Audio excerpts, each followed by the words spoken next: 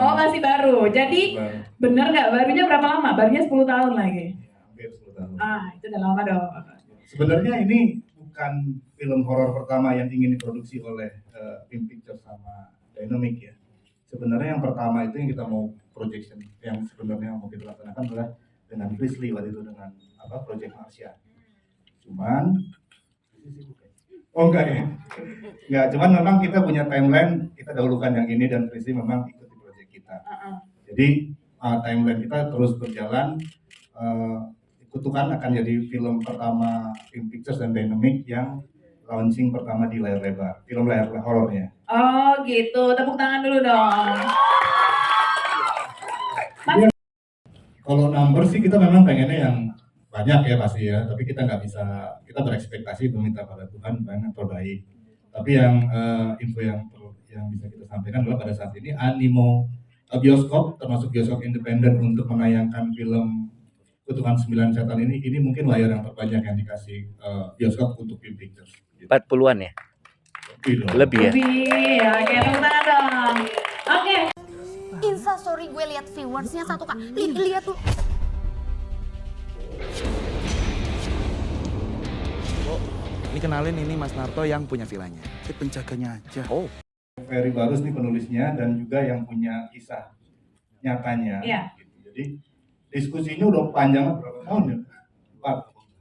Iya 2018. 2018 berarti 5 tahun. 5 tahun bercerita juga mengisahkan dia dan teman-temannya, kita gali terus berdiskusi, akhirnya kita putuskan untuk naikkan ke film layar lebar. Jadi prosesnya cukup panjang, makanya kita pikir bahwa ini kisah nyata yang menurut kami unik, menurut saya waktu itu unik dan saya diskus sama Pak Simon, gimana kalau kita angkat ke layar lebar dan dia setuju. Oh gitu. Tapi kalau boleh tahu ini berarti proses syutingnya sudah dari kapan? Kalau misalkan ngobrolnya udah dari 2018? Iya, nah syutingnya juga berdarah-darah juga ya. Sebelum pada saat pandemi terhenti 2 kali, aku juga minta kesediaan teman-teman pemain. Ya puji Tuhan teman case-nya baik-baik, kita terhenti 2 kali. Terhenti 2 kali itu 2 tahun nggak Mas? Enggak berarti? Dalam jangka waktu itu. Tapi jalannya berapa bulan ya? 6 bulan. 6 bulan terhenti. Jadi aku bilang minta sama teman-teman, ada yang juga pernah kena COVID, terus kita sambung lagi dan sambung lagi. Artinya 2 kali berhenti, tetap kita jalan, dan begitu kita nonton di layar lebar kita cek, ya sempat Simon sih nangis ya, kalian film horor ya. Kenapa? Artinya nanti kita akhirnya selesai juga filmnya gitu. Akhirnya selesai. Narto yang punya villanya. Penjaganya aja. Oh. Monggo, saya antar ke villanya. Oh ya udah, makan dulu. Sudah kenyang Mas. Nggak, maksudnya saya mau makan dulu sama teman-teman. Ya. Ya, jadi paling aku hanya menambahkan kayak ya namanya kita kan punya kebutuhan visual ya Mbak ya. Jadi dalam durasi 90 sekian menit itu apa yang dialami sama Ferry harus benar-benar bisa disampaikan secara visual, dan itu berarti dari tempo cerita, dari strukturnya, dari dialog dan segala macam itu harus benar-benar bisa mengikat penonton. Ditambah lagi requestan Bapak sutradara kan seperti biasa ada bumbu Bapak produser, maaf ya Bu, Bapak produser ini minta kayak tambahin romance, tambahin ini gitu. Sama di sini juga nggak cuma sekedar hiburan, tapi aku berusaha menyelipkan semoga ini menjadi tontonan dan tuntunan juga. Jadi ada message kayak ada persahabatannya. Jadi dalam persahabatan itu mungkin ada etika-etika pertemanan yang relate sama masyarakat. Iya, nggak boleh meninggalkan kalau ada hantu yang gangguin ya tuh teman-teman ya. Walaupun hantu yang gangguin nggak boleh ninggalin. Tapi kenapa ketawa ini Simon Lover? Mbak Tisa, ya. Tapi sulit nggak untuk menulis horor? Kalau aku lihat kan track recordnya dari Mbak Tisa ini kan sering nulisnya kan yang drama, love story gitu. Ada sulitnya nggak sih? Sebenarnya aku mengawali karir dari horor justru. Dulu kalau ada yang pada masanya sudah lahir, sudah bertumbuh, itu aku pertama dulu bikin Di Sini Ada Setan. Oh, aku tahu lagi. Iya. Aku generasi langka ya. Pasti masih disuapin nih waktu itu ya. Iya, jadi aku mengawali karir sebenarnya dari horor. Cuman memang makin kesini rezekinya rezeki romance.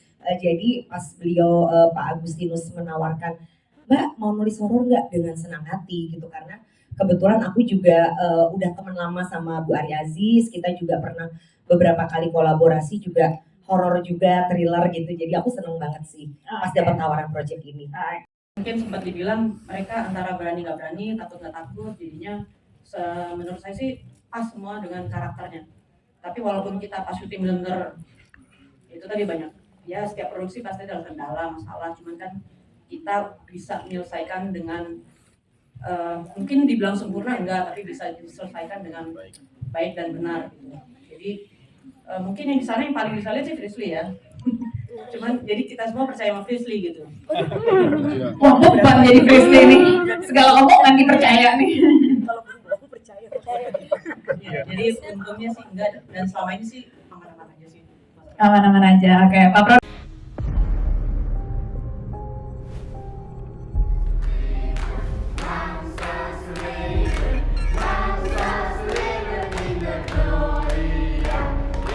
Mudah-mudahan sih ini bisa jadi alternatif tontonan, karena di sini bukan cuman horornya aja, tapi ada percintaan dan ada persahabatan, juga kita ada view-nya yang indah. Jadi mudah-mudahan bisa diterima di semua masyarakat.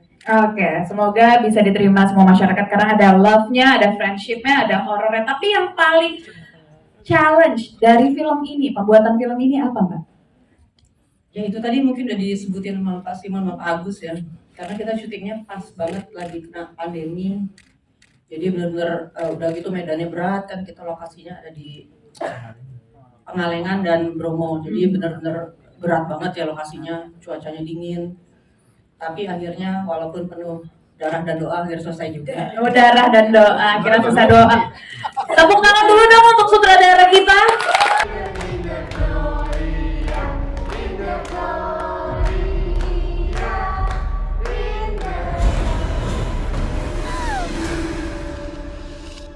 Lihat deh.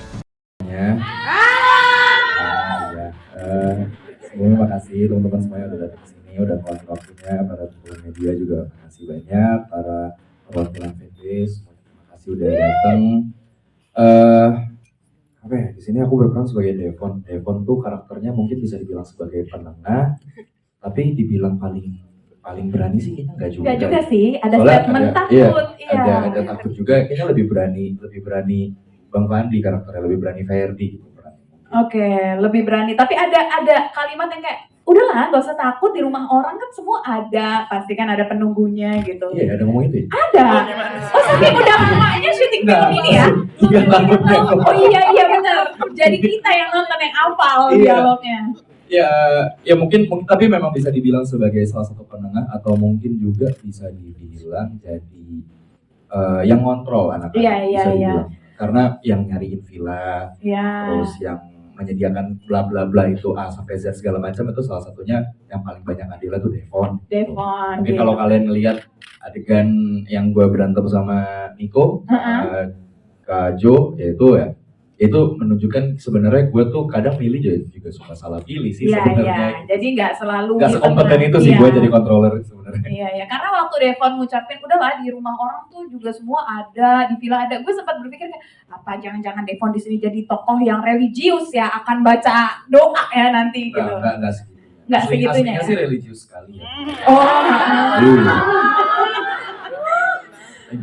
Tapi sulit nggak untuk memerankan Devon? Ada kesamaan nggak dengan Ajil aslinya?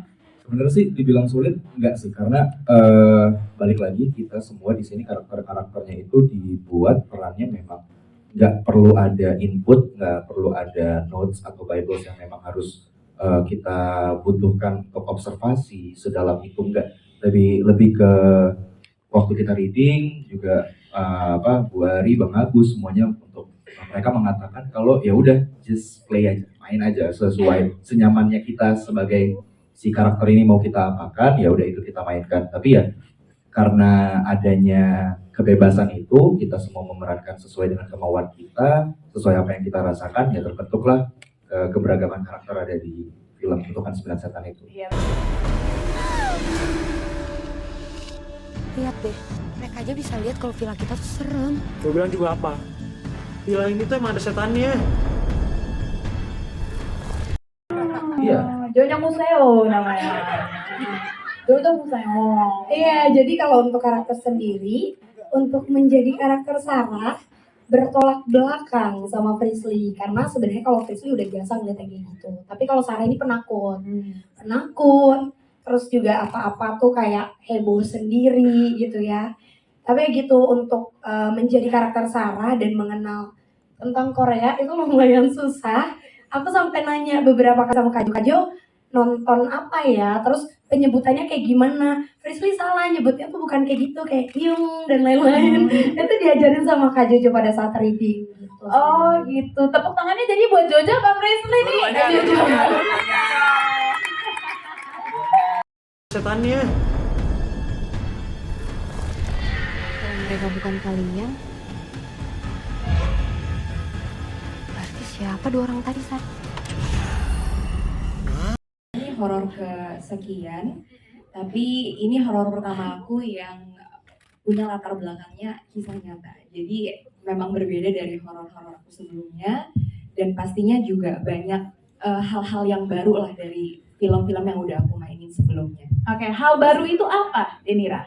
Hal baru pasti pengalaman syutingnya, karena yang udah dijelasin tadi sama Pak Agus, Pak Simon, kalau ya ada struggle yang dilewatin. Salah satunya aku juga yang sempat sakit COVID, terus udah gitu struggle-nya ya paling itu sih, lebih ke kesehatan gitu.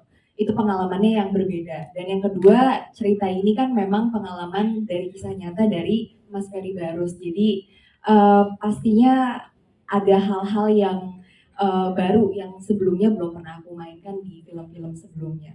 Kurang lebih kayak gitu. Tapi Denira, kalau kita ngobrolin film horor, biasanya suka ngalamin juga tuh pas syuting. Nah, aku tadi lupa juga tuh untuk nanya ke Mas Fandi dan Ajil, tapi aku ke Denira dulu deh. Ada pengalaman horor nggak? Ya, aku satu hal yang benar-benar aku ingat waktu di lokasi syuting itu kalau nggak salah akhir-akhir. Jadi kita lagi ngumpul semuanya, itu posisinya lagi maghrib dan di rumah Bushka itu setnya. Terus ini nggak spoiler kan, Mas? Enggak dong, kan udah nonton semua Udah kalau ini nonton di sini. semuanya. Ini udah Kita malah yang belum nonton Denira dari 3 tahun yang lalu kita belum nonton.